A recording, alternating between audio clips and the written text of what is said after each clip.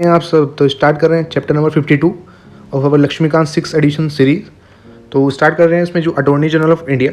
तो देखते हैं ये हमारी कॉन्स्टिट्यूशनल बॉडी है एज पर आर्टिकल 76 जो प्रोवाइड करता है office of attorney general of India, और ये हाईएस्ट ऑफिसर है, लॉ ऑफिसर हमारी कंट्री का।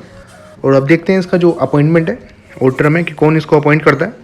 तो जो अपॉइंटमेंट है अटॉर्नी जनरल का वो प्रेसिडेंट साहब द्वारा किया जाता है। तो जो पर्सन अपॉइंट किया जाता है उसकी क्वालिफिकेशन क्या दी गई है कि वो ऐसा पर्सन होना चाहिए जो क्वालिफाइड होता है टू बी अ जज ऑफ अ सुप्रीम कोर्ट।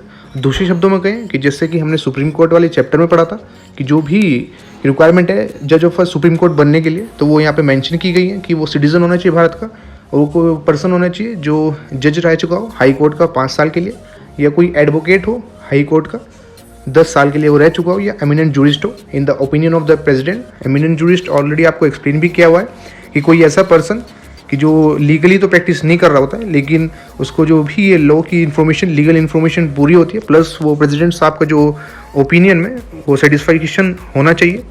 और अब टर्म देख लेते हैं जो अटॉर्नी जनरल ऑफ इंडिया का है, वो फिक्स नहीं किया गया हमारे संविधान के द्वारा। Very very important. तो होता क्या है, जो कॉन्स्टिट्यूशन है वो प्रोवाइड भी नहीं करता प्रोसीजर और ग्राउंड ऑफ रिमूवल, दोनों ही ये कीवर्ड, ये लाइन आपकी बहुत ज़्यादा इंपॉर्टेंट बन जाती है, बिकॉज ये डायरेक्टली एमसीक्यूज में पूछ लिया जाता है कि इनका जो अटॉर्नी जनरल का जो टर्म है वो हमारे संविधान के अंदर दिया गया है, और इनका अगर टर्म नहीं पूछेगा तो रिमूवल का जो प्रोसेस है वो जरूर पूछ लेगा, बिकॉज जो टर्म है वो अब ऑलमोस्ट सबको इतना पता चल चुका है जब आदमी पढ़ लेता है कि इसका जो टर्म है वो कॉन्स्टिट्यूशन के अंदर नहीं दिया, तो वो टफ करने के लिए ये पूछेगा कि जो प्रोसीजर है वो और ग्राउंड ऑफ रिमूवल है वो मेंशन किया गया है कि जो प्रेसिडेंट साहब रिमूव करते हैं, तो ये भी हमारे संविधान के अंदर मेंशन नहीं है। तो ये जो होल्ड करता है office during the pleasure of the president, कि प्रेसिडेंट साहब ही परमिशन से ये अपॉइंट करते हैं और ये ही इसको रिमूव करते हैं।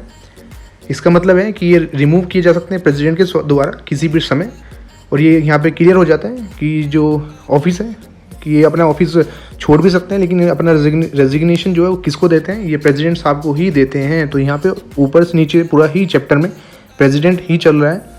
कन्वेंशनली जो ये रिज़ाइन कर देते हैं, जब जो गवर्नमेंट होती है वो भी रिज़ाइन करती है कि जो दूसरी पार्टी आती है वो अपना अटॉर्नी जनरल रखती है जो उसका लॉ ऑफिसर होता है। और यहाँ पे लास्ट लाइन दी गई, as he is appointed on its advice. और जो प्रेसिडेंट साहब हैं वो गवर्नमेंट की permission, it is council of minister की परमिशन से ही, मतलब एडवाइस से ही जो अटॉर्नी जनरल है उसको अपॉइंट करते हैं। कि आपको ये लास्ट लाइन इंपॉर्टेंट है, ध्यान देनी चाहिए कि जो प्रेसिडेंट साहब हैं वो अपॉइंट करते हैं attorney general of India on the advice of council of minister of the concern government.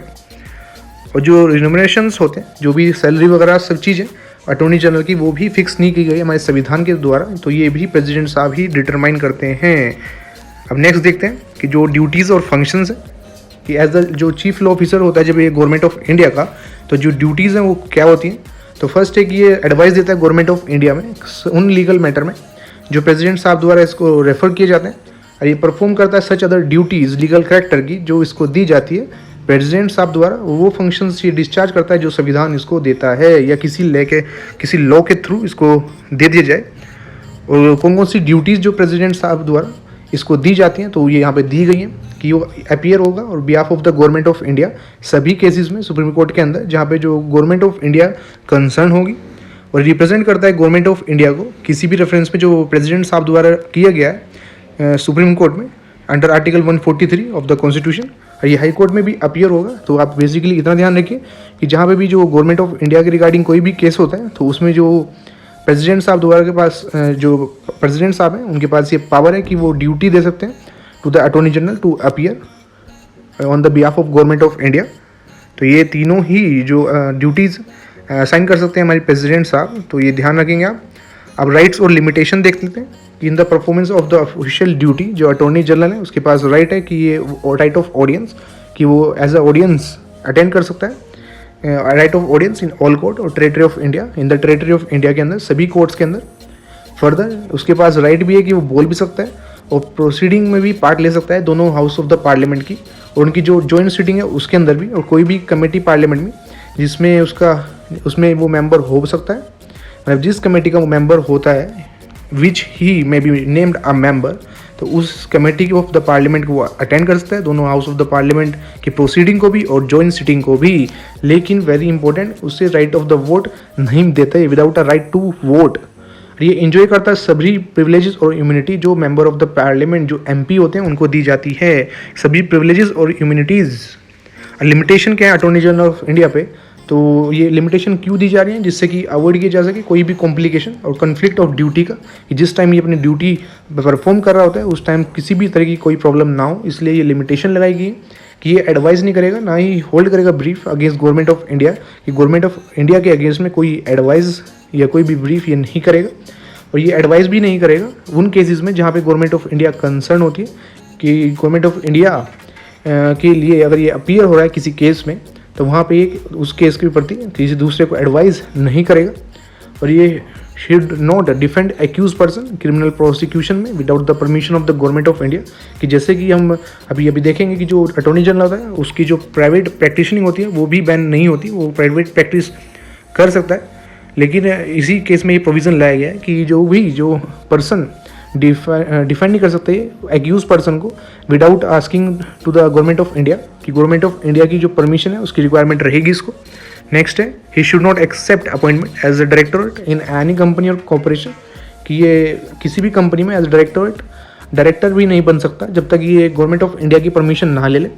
और he should not advise any ministry और department of government of India, कि ये एडवाइस भी नहीं करेगा किसी गवर्नमेंट अथॉरिटी को, ये मिनिस्ट्री को, department of government of India को, किसी स्टेटरी ऑर्गेनाइजेशन को या किसी भी पब्लिक सेक्टर अंडरटेकिंग को, अनलेस कोई भी रेफरेंस इसको रिसीव किया गया हो थ्रू मिनिस्ट्री ऑफ लॉ और जस्टिस और जो डिपार्टमेंट ऑफ लीगल अफेयर्स है उसके थ्रू जब इसको रेफरेंस दिया जाएगा इस रिगार्ड में, तभी ये एडवाइस कर सकता है।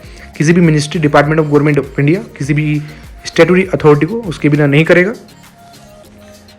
नेक्स्ट दिया हुआ है हाउएवर जो अटॉर्नी जनरल होता है वो फुल टाइम काउंसिल नहीं होता हमारी गवर्नमेंट का, और ये फॉल भी नहीं करता जो कैटेगरी गवर्नमेंट सर्वेंट की उसके अंदर। फर्दर इसको जो प्राइवेट लीगल प्रैक्टिस है उसके लिए भी बैन नहीं किया गया, जो है ऑलरेडी आपको जो उसका थर्ड पॉइंट एक्सप्लेन किया गया था इसी कंटेक्स्ट में जो लिमिटेशन लगाई गई है। अब सोलिसिटर जनरल ऑफ इंडिया है तो इन्हें ही दो नामों को ये घुमा के ऑब्जेक्टिव पूछते रहते हैं। First, in addition to the attorney general other जो लॉ ऑफिसर है हमारे गवर्नमेंट ऑफ इंडिया का वो सोलिसिटर जनरल है, और उसको जो सोलिसिटर जनरल ऑफ इंडिया भी बोलते हैं और additional solicitor general of India भी है। और ये असिस्ट करते हैं हमारे अटॉर्नी जनरल को कि जो अपना ऑफिशियल रिस्पॉन्सिबिलिटी है उसको फुलफिल करने में।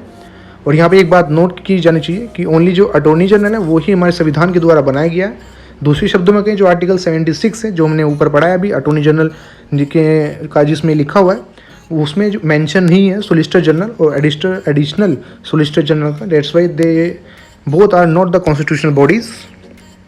एंड जो अटॉर्नी जनरल है is not a member of the central cabinet. Very important कि जो अटॉर्नी जनरल है वो सेंट्रल कैबिनेट का मेंबर नहीं है, ये सेपरेट लॉ मिनिस्टर्स होते हैं सेंट्रल कैबिनेट के लिए जो उनके लीगल मैटर्स को गवर्नमेंट लेवल पे देखते हैं। तो इस डेट्स वाई जो अटॉर्नी जनरल है वो सेंट्रल कैबिनेट का मेंबर नहीं है। सेंटर के पास अपना अलग जो सेपरेट लॉ मिनिस्टर है जो उसके लीगल मैटर्स में उसको एडवाइस देता है। अब आर्टिकल देख लेते हैं एट द लास्ट कि जो आर्टिकल 76 है वो डील करता है, जैसे देख सकते हैं अटॉर्नी जनरल ऑफ इंडिया को। और 88 देखें कि जो राइट है attorney general of India as respect to the house of the parliament और उसकी जो कमेटीज़ हैं। 105 है कि जो भी पावर ऑफ प्रिविलेजेस इम्यूनिटीज़ हैं अटॉर्नी जनरल ऑफ इंडिया। और यही वो आर्टिकल है जो हमने पार्लियामेंट में भी डिस्कस किया था कि कौन से आर्टिकल में जो प्रिविलेजेस हैं to the member of parliament वो दी गई हैं। तो वहाँ पे दो हमने जो प्रिविलेजेस पढ़ी थी तो वो आर्टिकल 105 ही था। तो गाइज हमने ये डिस्कस कर लिया। ये नोट और रेफरेंस दिए गए कि जो आर्टिकल 76 है चैप्टर 1 जिसमें एग्जीक्यूटिव है पार्ट 5 के अंदर आता है, जिसमें यूनियन है हमारे कॉन्स्टिट्यूशन की, वो डील करता है अटॉर्नी जनरल ऑफ इंडिया का। And this is the only article जो डील करता है इस ऑफिस से। Very important. तो ये हमारा चैप्टर कंप्लीट हो गया। और गाइज वीडियो को लाइक कीजिए और अब तक आपने अगर सब्सक्राइब बटन नहीं दबाया तो उससे दबा दीजिए बस, तो ताकि आपको रेगुलर अपडेट जो भी लेक्चर्स आ रहे हैं उनकी मिलती रहे। मिलते हैं इसके नेक्स्ट पार्ट में जो 6th एडिशन चल रहा है इसका जो नेक्स्ट चैप्टर है। Thank you.